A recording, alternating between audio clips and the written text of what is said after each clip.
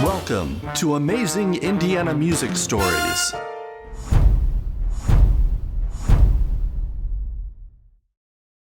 My name is Rich Morpurgo, and this is my amazing Indiana music story. I was born in Evanston, Illinois in 1958 to my parents, George and Barbara Morpurgo. And I lived in the suburbs of Chicago until I was 12. And really, when I was probably 10, I was starting to get exposed to music. I still remember when I lived there, my parents got me a guitar, like a Taisco, some Japanese used guitar that was impossible to play, but I wanted to learn how to play. My dad and mom sang a little bit and played ukulele and sang songs, harmonized with each other a little bit, but not much music. But I was fascinated with pop music, and I used to go to the store. I still remember I used to go to the store on the corner and buy 45-inch records of whatever song was, the Beatles and Beach Boys. And I remember going to home and unfolding my little suitcase record player and playing these records. And I just was fascinated by it all. Like a lot of people are fascinated with music. And when people tell me now, after I work in music for my whole life and recorded music, they talk about MP3s and how horrible they are and, what we're doing to the music. I still remember falling into the music on that terrible little stereo that couldn't sound, it had to sound worse than the worst MP3. And I fell in love with music. I didn't play anything. I could never play that guitar. I sort of tried, but I got maybe 2 lessons and it never clicked. It never really did that much at that time. And then when I was 12, my dad got a job in New York City from Chicago. He worked in Chicago. Now we're moving to New York City when I was 12. And we got an apartment downtown. And that was a big change, of course, because I was in the suburbs of Chicago. Now I'm in Manhattan. And it was definitely a cultural change for me. And I went through what they call junior high, which I think is middle school now, and I went to high school. And when I got to high school, maybe when I was in junior, I don't remember exactly, but I started really getting into my friends. I have some friends that were interested in music and playing instruments. And I'm left-handed, but I never played a left-handed guitar in my life to this day. But my friends had right-handed guitars, and I played, we learned, we showed each other. And I still remember, I think in 1970, so it must have been earlier than high school. In 1971, I bought a Stratocaster. I used to sleep with the Fender catalog when I was a kid. I would fall asleep looking at it and wake up and go, I used to look at that thing and dream about it. And I bought a Stratocaster from a classmate's parents had a music store, and they let me go in and play all the Stratocasters. And they were, at the time, the American-made Stratocaster that I bought in 1971 was $208.50. And I saved up. I sold my mini bike. I saved my lunch money.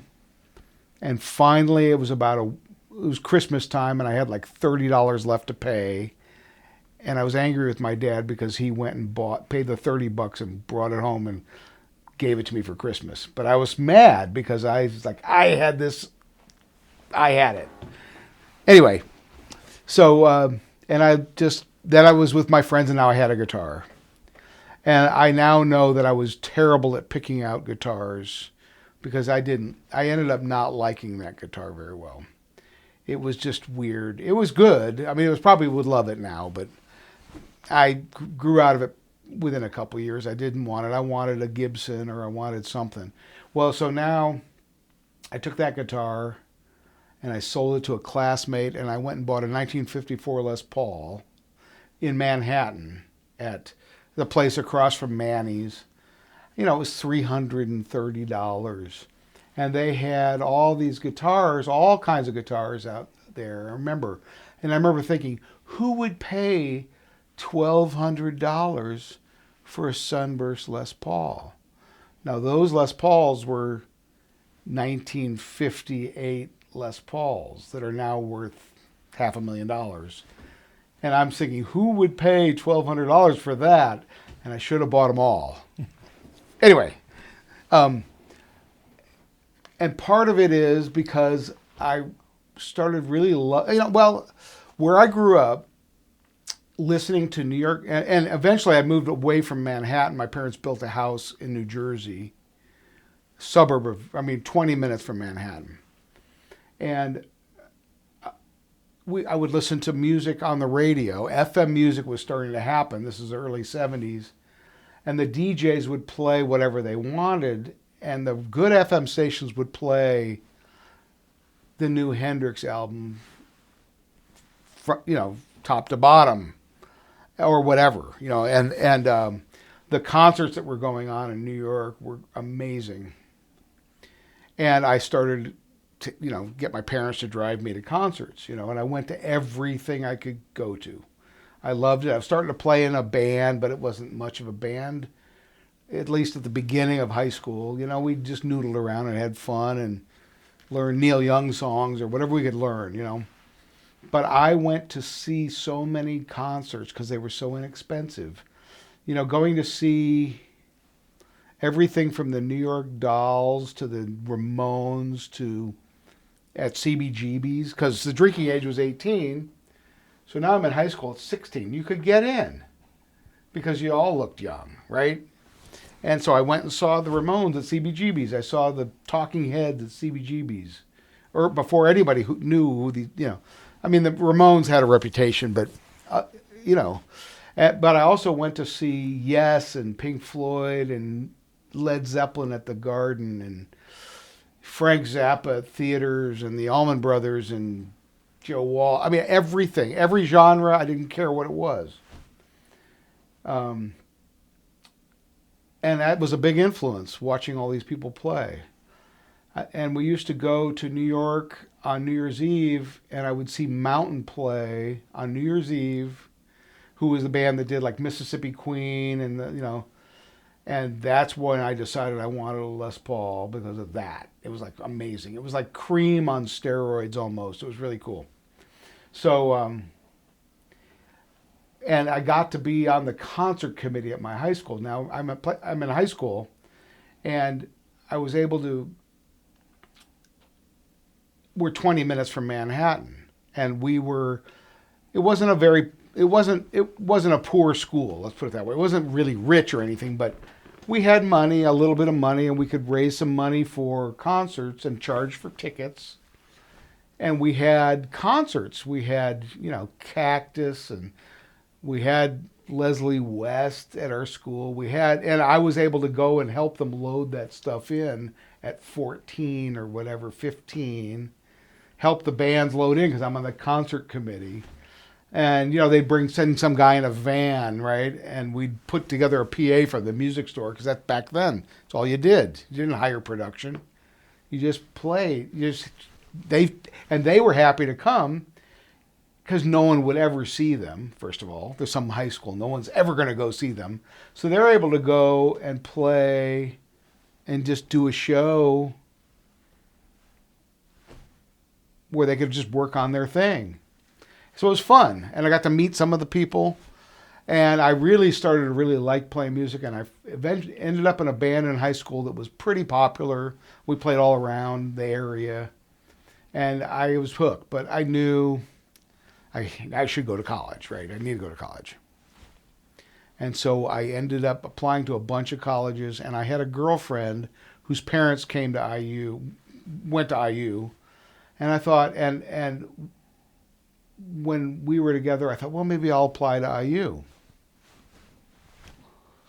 She was convinced she would go there.